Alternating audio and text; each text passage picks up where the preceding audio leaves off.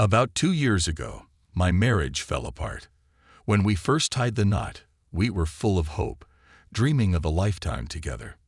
Back then, I was completely smitten, convinced she felt the same way. But as time passed, things took a turn. I used to rush home from work, eager to be in her arms. And she, well, let's just say the warmth had faded. You know that old joke about a husband coming home early from a business trip? Yeah, I walked right into that cliché. There she was, in our bed, with another man. I didn't bother asking who he was. Didn't need to. All I knew was that I couldn't stand the sight of him. I ordered him out, and he scrambled, half-dressed, up the stairs, no doubt worried about the nosy neighbors catching a glimpse of his shame. Once my heart stopped pounding, I faced my wife and asked if she wanted to stay in the apartment or move back in with her parents. We were renting a modest 2-bedroom on the outskirts of town. Nothing special, nothing worth fighting over. She just shrugged, completely unfazed. Why should we move? What's done is done, she said with maddening indifference. My blood boiled.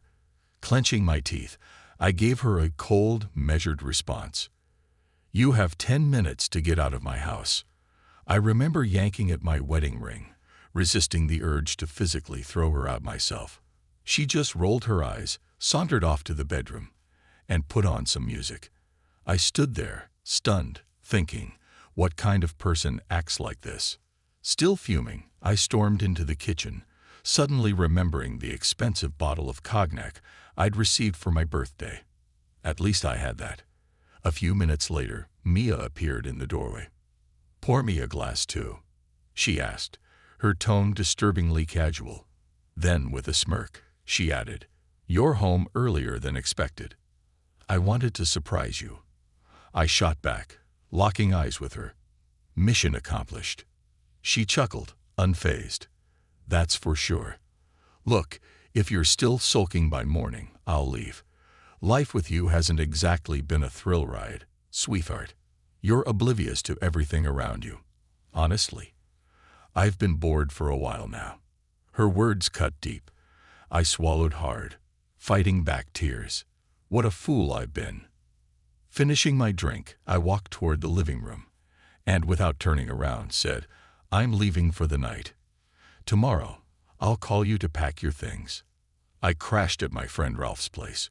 We drank, vented about unfaithful women, and laughed at our own naivety. Ralph had been through a divorce too. Same story, different cast. Then, after a few drinks, he dropped a bombshell. You know, she hit on me once, he muttered. Do you remember that New Year's Eve party at the cottage? You were drunk out of your mind, and she tried to hit on me. But I'm not that kind of guy. Of course, I'm not a saint, but messing with a friend's wife. Never. I silenced her. She's hated me ever since. I stared at him, dazed. Well, at least now I know. Better late than never, right? I took another swig. Good thing we don't have kids. Let her go. As long as she stays out of my life. I don't care. I hesitated, then muttered, Still, I should have knocked that guy's teeth out, shouldn't I? But Ralph was already asleep, leaving me alone with my thoughts. The next morning, I swung by the apartment before work. The place was stripped bare. Only the empty walls and a hungry cat greeted me. Wow, she really took everything. Not that I cared about the stuff. It was the wasted years that stung the most. A week later, she called. Hey, I miss you so much, she purred, her voice as sweet as ever. But this time, it made my skin crawl. Can we start over? She asked. I shuddered. No thanks. And don't call again. Seriously, her tone flipped, sharp and angry. You'll regret this, mark my words. But I didn't. Not for a second. A month after finalizing the divorce, something strange started happening. I had this constant, nagging feeling of being watched. Not like seeing shadows in the corner of my eye.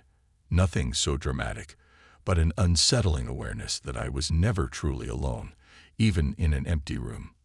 One day at work, I had to climb a 9-story building where the construction crew was repairing the roof.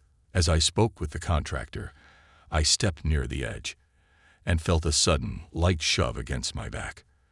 I staggered, nearly toppling over. Heart racing, I spun around, expecting to catch some prankster in the act. But there was no one there. My crew stared at me, confused.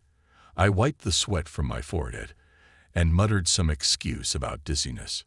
My deputy clapped a hand on my shoulder, concerned, suggesting I see a doctor. That incident stuck with me. And then it kept happening.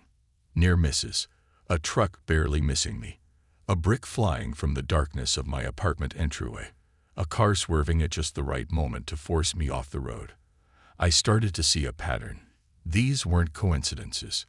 Then came the night when I stopped an attacker, a strung-out junkie, right outside my building. My instincts and combat training kicked in, and I subdued him easily.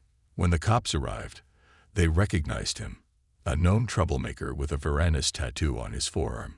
They shook my hand, grateful, but I barely heard them.